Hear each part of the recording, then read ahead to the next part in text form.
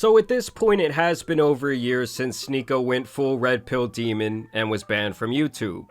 Shut up with your feminism. Yeah, come here, come here. And while at first he was still going semi-viral and was garnering some new fans, I think the situation where he threatened Charlie, aka Moist Critical, was very damaging to his overall reputation online. You absolute buffoon. What you have there is not clips. These are mags. Also, going viral for getting cucked is a tough place to be when you were constantly trying to preach to other men about how they should live their life. Like missionary legs up. Legs up, yeah. Oh no! That's such a no! Was he staring at her, like in her eyes? Yeah, like deep eye contact. Oh no! Deep eye contact. I'm like feeling traumatic thoughts, like seeing her with another person. It's a lot. It's a lot. But I think it's something everybody should do just to test. No! You know what? You know what? No! I think Combine this with constant posting onto Twitter, basically trying to rage bait people with whatever outlandish statements popped into his brain that day, and the gimmick tends to get old pretty quick. You also cannot forget the time that he essentially called all of his viewers losers, and straight up admitted to pandering to the red pill community for money and clout. The red pill is dying. It's over. And I got in at the right time, hit the wave at the right time. You know, I was red pill raging when the red pill was blowing up, so it was perfect, you know, screaming at a camera, wake up! Wake up! And then you guys kind of get off on just seeing people like owning, it's like when you're 14 and you watch Ben Shapiro owns libs. It's like not even anything improving about it. It's just WWE for nerd incels. So for the most part over the last year, Sneako has been losing relevance, but recently he has been in the news cycle once again, and he doesn't seem too happy about it, as he's constantly been getting ignored by other content creators. And this Ignore Sneako arc all really started a couple of days ago, when he tried to approach SteveWillDoIt at the poker table, and Steve seemingly wanted nothing to do with him. On here. Can I get a cigarette? Oh. Are you chain smoking or? Yeah. Can I get one too? Oh. It's alright. Damn, man. That around. Because I'm on Rumble or something? Another free hand. What's your problem? You missed what we were... So you can see it there clear as day. Steve just straight up ignores him. He acts like Sneako is not even in the room. And I think this broke Sneaky's little heart. You missed free hand.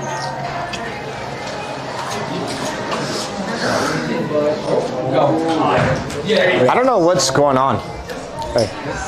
It's like he very subtly told him to f*** off just with his body language. After all this shit. Okay, I'm bored. No, I'm good. That's a lot telling me not to smoke. You just asked for... I know, but he so that was a sign from Allah. And it's funny to me that he says that Steve ignoring his request for the cigarette is a sign from Allah that he shouldn't smoke, when in reality it's more of a sign that Steve isn't fucking with him. And this is the point in the video where, from my perspective, Sneako actually took a rare W, as he would enter the octagon with former middleweight UFC champion Sean Strickland, as they had set up this sparring session, and for the first couple of minutes, Sean just really let Sneako do his thing, just kind of playing a very loose defense. I mean, you guys gotta remember, this is essentially a novice versus a world champion, at least in some sort of fighting sport. So he stands in, he lets Sneako do his thing for a while, and then around 3 minutes in is when Sean actually decides to let the hands fly, and he essentially punches Sneako in the face around 50 times. There you go. Oh.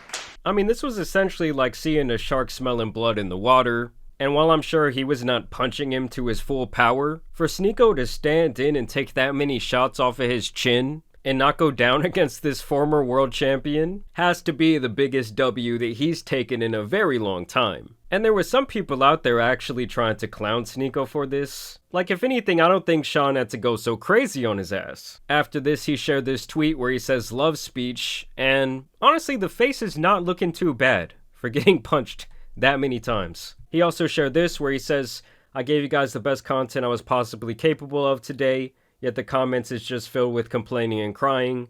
You see how they are blackballing me. If you want good content, I need your support now more than ever. We will win. I can't do it alone. Love Speech 2024. And then he also shares this picture of his bloodied face. And so now that we're done talking about his W, let's talk about some of his L's, as he got completely ignored by the 2 biggest streamers in the world, Kai Cenat and Speed. Can you please wait with Sneako? Yes. Okay, perfect. They're with you? Yes. Have fun, guys. Okay. Thank you.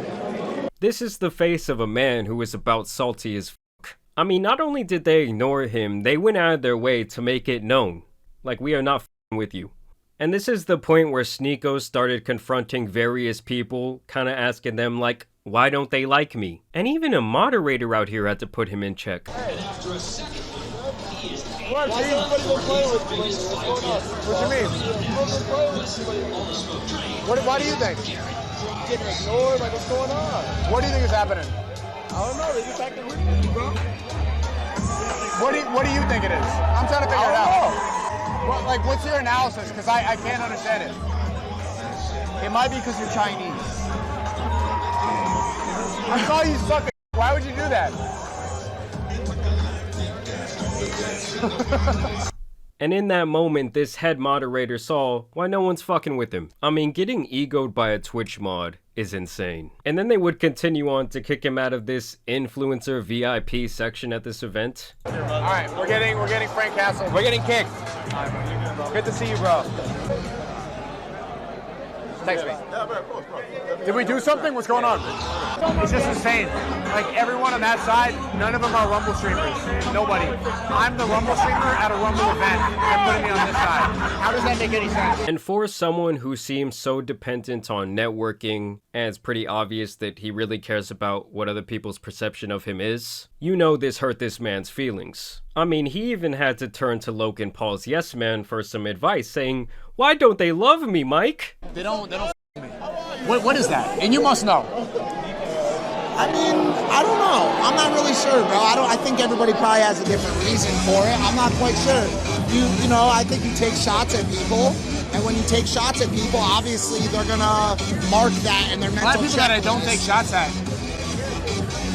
I don't know. I can only speak for myself. Every debate that we've had, you've said some stuff that was over the line, but yeah, everybody does that. Sometimes it's jokes. Sometimes it's just taking shots to try to get people to, yo, look at me, look at me, look at me. What you have to do, bro. You have to do that. So basically, this guy did keep it pretty real with him and tell him, you know, all this attention-seeking behavior and trying to be so edgy and trying to be like the counterculture guy doesn't exactly make people want to gravitate towards you, especially when it seems like you're changing your opinions every other month. But also, yeah, I'm sure there's a lot of people too that just don't want to be with somebody who's having conversations about the shit you're having conversations about. And I do think that Mike is being very honest here. Like, he brings up another great point. A lot of these people are likely trying to have a good time, and they don't want to be filmed on stream and ask these controversial questions about things that they likely could not give a about. Like, have y'all ever tried to be around someone who only seems to want to discuss, like, pressing social hot button topics? It can just become draining very fast. I mean, I'm sure we've all had that buddy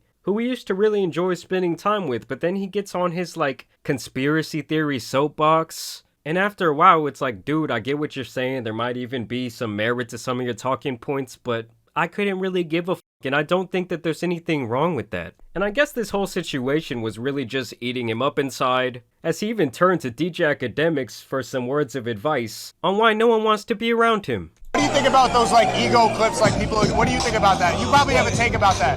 You know what my community thinks it is? They think it's this. They think it's what I talk about. This is a Palestinian.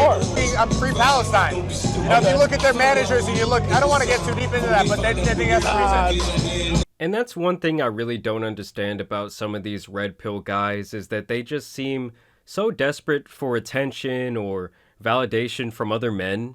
Like, if you're a grown man, to me, the only other male's opinion you should care about in regards to yourself is your father or your grandfather, and maybe some of your friends who've known you for like your entire life. They're not that meticulous, like, I don't want to hurt my brand. Nah, bro, they cool, they normal people. And Akademiks is keeping it real with him too, because Sneako's trying to come from this approach like, oh, I'm too much of a brand risk for them to be friends with me. When you have this guy pulling his dick out on stream every other week. It's like he can't possibly get it through his head that they just don't want to be around him. Bro, yo, this is what you can't let the internet and live streaming turn into, like a little girl back and forth. Yo, you ignore Sneako, Sneako look lame, Sneako not clouded, Sneako be already. I really don't care anymore, bro.